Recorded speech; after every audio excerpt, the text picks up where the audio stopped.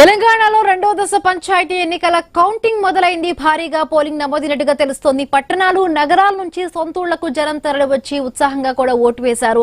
రెండవ దశ గ్రామ పంచాయతీ పోరులో 3,911 సర్పంచ్, 29,917 వార్డు పదవులకు పోలింగ్ నిర్వహించారు. సాయంత్రానికల్లా కూడా పూర్తి ఫలితాలు వెలువడనున్నాయి. ఇక వార్డులు, సర్పంచుల రిజల్ట్స్ రాగానే ఉప సర్పంచులను కూడా ఎన్నుకోనున్నారు. సో మహబూబ్ నగర్ జిల్లాకు వెళదాం. మహబూబ్ నగర్ జిల్లా నుంచి మా కరెస్పాండెంట్ వెంకటేష్ అక్కడ సిద్ధంగా ఉన్నారు. సో వెంకటేష్, పోలింగ్ ఎన్నికల కౌంటింగ్ ప్రక్రియ మొదలైందా? డీటెయిల్స్ ఏంటి వెంకటేష్? మరో కొద్దిసేపట్లోనే కౌంటింగ్ ప్రక్రియ అయితే మొదలవుతుంది. 2 గంటల నుంచి సాయంత్రం 8 గంటల కంటే పోలింగ్ మొత్తం కౌంటింగ్ ప్రారంభం చివరి వరకు అయితే ఉంటుంది. దీనికి సంబంధించి ఉదయం 7 గంటల నుంచే పోలింగ్ ప్రక్రియ అయితే ప్రారంభించి 2 గంటల వరకు ఈ ఓట్లు అయితే వేయడానికి అయితే గ్రామస్తులు అయితే గ్రామీణ ప్రాంతాల నుంచి, దూర ప్రాంతాల నుంచి కూడా, పట్టణ ప్రాంతాల నుంచి కూడా తమ గ్రామాలకు వచ్చి సర్పంచ్కు అక్కడ వార్డు సభ్యులకు అయితే ఓట్లు వేశారు. మొత్తంగా ఉమ్మడి పాలమూరు జిల్లా వ్యాప్తంగా చూసుకుంటే 516 సర్పంచ్ స్థానాలు, 4,217 వార్డు సభ్యులకు కానీ ఎన్నికలు జరిగాయి ఈ 2వ విడతలో.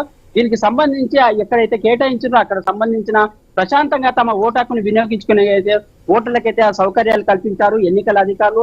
ఇక్కడ పోలీసులు కూడా ఏదైనా సమస్యాత్మక ప్రాంతాలు ఉంటే అక్కడ కూడా భారీ బందోబస్తును ఏర్పాటు చేశారు. ఉమ్మడి పాలమూరు జిల్లా వ్యాప్తంగా చూసుకుంటే కూడా మహబూబ్ నగర్ లో 79.2% నమోదైంది. దీంతో పాటు గద్వాలలో 82.8%, నాగర్ కర్నూలులో 77.4%, వనపర్తి జిల్లాలో 83.9%, నారాయణపేట జిల్లాలో 72.34%గా మొత్తంగా ఈ ఎన్నికల పోలింగ్ అయితే ప్రక్రియ సజావుగా సాగిందని చెప్పవచ్చు.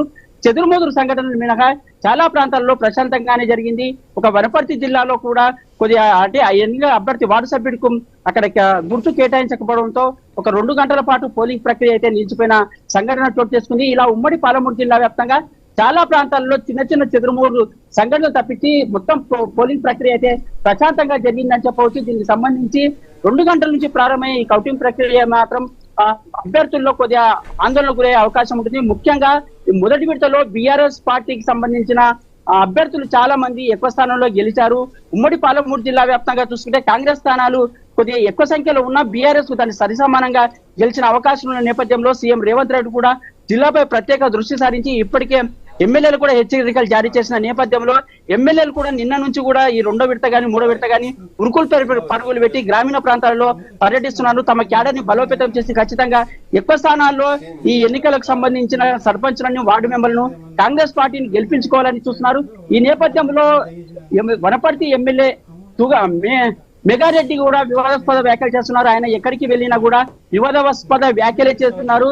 తన దగ్గరకు వచ్చే కాంగ్రెస్ నుంచి అభ్యర్థి, కాంగ్రెస్ పార్టీ నుంచి గెలిచిన సర్పంచులే రావాలి, ఇతర పార్టీల వాళ్ళు వస్తే మెడబట్టి గెంటేస్తా అని ఆయన బహిరంగంగా వ్యాఖ్యలు చేయడం అయితే పెద్ద దుమారాన్ని లేపుతుందని చెప్పవచ్చు. మరో కొద్ది గంటల్లోనే అభ్యర్థుల భవిత్యం కూడా తేలనుంది.